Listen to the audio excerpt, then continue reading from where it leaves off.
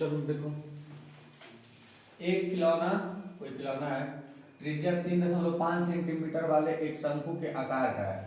3.5 centimetre वाले एक शंकु के आकार का, शंकु जैसा होगा वो खिलौना, मतलब शंकु भी होगा उसमें, के आकार का है, जो उसी त्रिज्या के यहाँ पे रहेगा, त्रिज्या के एक अर्धगोले पर अध्यारोपित है। अध्यारोपित का मतलब फिक्स है, उसी पे फिक्स है। फिक्स है इस खिलौने के संपूर्ण ऊंचाई, खिलौने की संपूर्ण ऊंचाई 15.5 सेंटीमीटर है, मतलब उसके पूरा लंबाई जो इतना है। संपूर्ण पृष्ठीय क्षेत्रफल ज्ञात कीजिए। ठीक है, ज्ञात कर लेते हैं। अर्धगोले पर अध्यारोपित है। अर्धगोले पर क्या है, कौन है, शंकु है। अर्धगोले पर ये फिक्स है, कौन, शंकु। तो अर्धगोला मतलब आधा गोला बना देंगे हम लोग। तो आधा गोला ये रहा, तो ये आधा गोला ये रहा, ये रहा गोला, ठीक है। और उसी पे क्या है, शंकु, जो इसी त्रिज्या पर अध्यारोपित, मतलब इसी पे ऐसे है, ऐसे जो घुमा के रख दिया गया, समझे, लट्टू जैसा है। तो ये सवाल, तीसरा सवाल लट्टू सवाल है, यही बात है, लट्टू वाला क्वेश्चन है ये। ठीक है, तो ऐसे कुछ समस्या हम थोड़ा रद्द बना दिए हैं, लेकिन कोई बात नहीं, यही है। अच्छा है, कटोरी तो पूरा कर दी, लेकिन ये कटोरी दिखेगा थोड़ा ना, वो ऐसे दिखेगा लट्टू जैसा बाहर से। और यहाँ पर ये बोला जा रहा है कि इसकी संपूर्ण ऊंचाई इस खिलौने की, मतलब यहाँ से यहाँ तक जब हम पूरा नापेंगे उसको, तो कितना है, 15.5, मतलब ये पूरी ऊंचाई जो है 15.5 है। इसको हम h बराबर लिख देते हैं कि h बराबर 15.5। h जो h का मतलब ये है कि इसकी संपूर्ण ऊंचाई, मतलब कंप्लीट जो इसका यहाँ से यहाँ तक खिलौना जितना लंबा है वो लिख दिया। त्रिज्या क्या लिखा हुआ है, 3.5। और साथ बोलिए त्रिज्या मतलब यही, यहाँ से लेकर यहाँ तक, ये भी त्रिज्या ये, और ये भी त्रिज्या है, सब त्रिज्या है, क्योंकि गोला है उसके सेंटर पे हो तो उसकी सब त्रिज्या, वहां सब त्रिज्या ही है। ठीक है, तो ये जो है, ये कितना है, ये वाला, ये त्रिज्या दिया हुआ कितना है, वो 3.5, तो ये भी 3.5। अब हम निकाल लेते हैं इसी में शंकु की ऊंचाई। शंकु की ऊंचाई निकाल लिया जाए, तो ये अगर निकालना पड़े शंकु की ऊंचाई h को, मतलब जो हमारे पास शंकु है, उस शंकु की अगर हम ऊंचाई निकालने जाएं, इस शंकु की ऊंचाई अगर हम निकालने जाएं, तो हमको क्या करना पड़ेगा, इसमें ये यहाँ से जो यहाँ तक है 15.5 जो दिख रहा है, ये 15.5 जो दिख रहा है यहाँ से यहाँ तक, इसमें से हमको इतना हटाना पड़ेगा पोर्शन, बोलो, अरे तभी तो आएगा वो। हमको यहाँ से यहाँ तक मालूम, हमको इतना नहीं चाहिए, हमको यहाँ से यहाँ तक नहीं चाहिए। अगर हमको ये निकालना है तो इसमें से हमको ये नीचे वाला क्या चाहिए, नहीं चाहिए। तो ये जब हम अलग करेंगे तो कितना हो जाएगा, 15.5 में से हमको घटाना पड़ेगा ये दूरी कितनी है, 3.5। समझे हो ना कैसे 3.5 है, ये त्रिज्या और ये भी त्रिज्या है। और ये आगे जब लेकर आएंगे तो वो भी त्रिज्या, ये नीचे लेकर चलेगा, समझ रहे हो। कटोरी में, कटोरी है, अगर तुम्हारे पास ऐसी कटोरी है तो ये यहाँ पे तुम्हारा सेंटर, तो यहाँ से ये भी त्रिज्या है, यहाँ से इधर भी त्रिज्या है। अब यहाँ पर ये लग रहा है कि 5 है, लेकिन ये भी त्रिज्या ही है। ऐसे अगर ये कटोरी में, ये तो नीचे लेकर चले हम कटोरी की पेटी पर, ऐसे इधर लेकर चले, अगर हम इधर लेकर आ गए तो भी वो क्या है, वो त्रिज्या ही है। तो 3.5, ठीक है, तो ये आ जाएगा 12। 5 में से 5 घटा दें, घट गए, 15 में से 3 घटाओ 12, तो 12 सेंटीमीटर ये हो गई बेलन की, बेलन कर है शंकु की ऊंचाई। तिर्यक नहीं है ये इसकी ऊंचाई है। तिर्यक तो इसीलिए तो सवाल गलती होगा तुम्हारा, क्योंकि तुम उसको तिर्यक समझ लिए, तिर्यक नहीं है। और इसकी त्रिज्या भी वही त्रिज्या है जो इसकी त्रिज्या है, क्योंकि इसी में लगा हुआ, इसको काट के यहाँ से निकाल दिए बाहर। तो ये कितनी है, 3.5। यहाँ पर आगे बात किया पृष्ठीय क्षेत्रफल, दिख क्या रहा है इसमें दिख क्या रहा है, संपूर्ण पृष्ठ दिख रहा है इसका।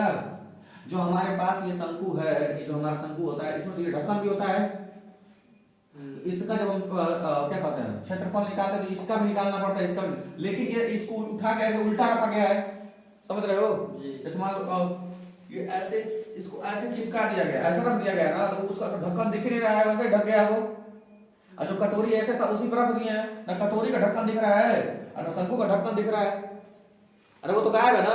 तो इसका मतलब जो बस दिख रहा है वो क्या है, वक्र पृष्ठ दिख रहा है। तो बस इसका संपूर्ण पृष्ठ का मतलब जो पृष्ठ दिख रहा है उसी का निकालना है। ठीक है, तो अब यहाँ पर इसको निकालना मतलब हमको संपूर्ण पृष्ठ निकालना ही पड़ेगा। बस संपूर्ण पृष्ठ निकाल के जोड़ देंगे, और संपूर्ण पृष्ठ का फार्मूला क्या होता है, अब यहाँ फार्मूला लिख कर रख देते हैं पहले। तो हम लोग इस आकृति का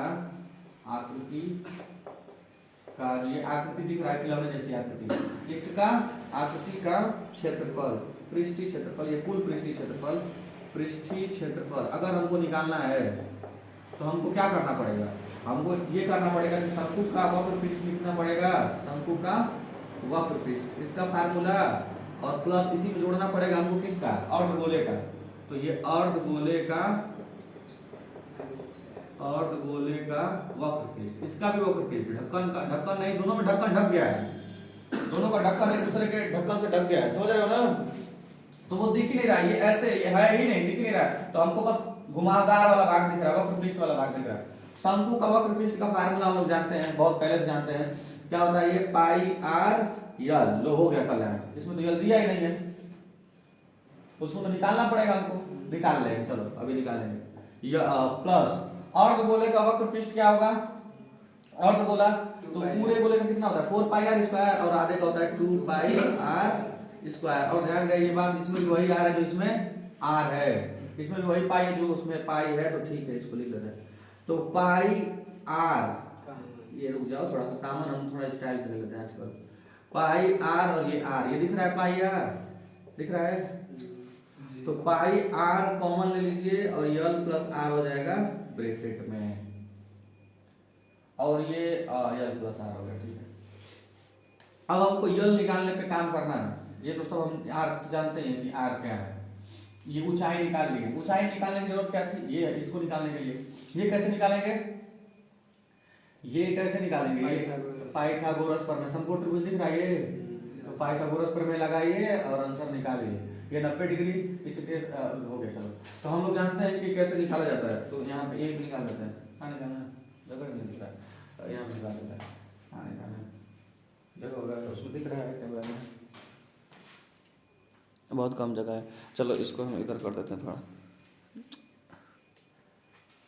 नहीं दिखेगा क्या यार, ये इधर आ ही नहीं रहा है, थोड़ा सा टिल्ट कर देते हैं इसको, हाँ चलो गिर ना जाएंगे, रोज गिर जाएंगे, देख रहे हाँ देखो यहाँ पर सीधे लिखेंगे, यहाँ पर कर्ण लिखेंगे, कर्ण लिख दीजिए एक तरफ, और एक तरफ लंब और आधार, ये लिख देते हैं लंब आधार। तो ये इसको बंद करो डब्बे में इन सबको, और क्या कर देते हैं इसको स्क्वायर कर देते हैं, बड़ी दो लिख देते हैं, और कुछ नहीं करता है। कर्ण की जगह पे क्या है, कहाँ गया वो कर्ण, कर्ण तो 90 डिग्री के सामने वाला ही तो क्या होता है कर्ण, तो ये है 12, यही ना है, अरे 12 है, तो 12 लंब, लंब की जगह सॉरी कर्ण की जगह पे ये ना दिया है, ये निकाले लो यार पगला गया, ये यही तो निकालना है, यही तो निकालना है, यल निकालना है, यल का स्क्वायर, अरे ये यल निकालना है, इसकी तिर्यक लंबाई इसका निकाल, लंब कितना है, तो लंब, ये लंब आधार किसी को मानो इसमें से, तो ये ऊंचाई निकालने, ये 12, तो ये 12 और इसके खोपड़ी पे 2 प्लस आधार कितना है, ये 3.5, तो 3.5 और इसका स्क्वायर, ठीक है।